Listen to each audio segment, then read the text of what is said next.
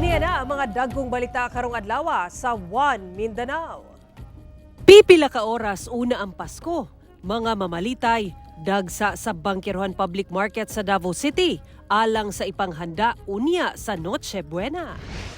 Mga pasaherong manguli sa ilang tagsa-tagsa ka probinsya, dagsa sa mga terminal sa Mindanao, sitwasyon sa mga terminal at tangi live.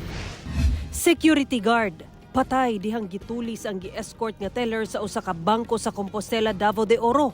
Insidente sa pool sa CCTV.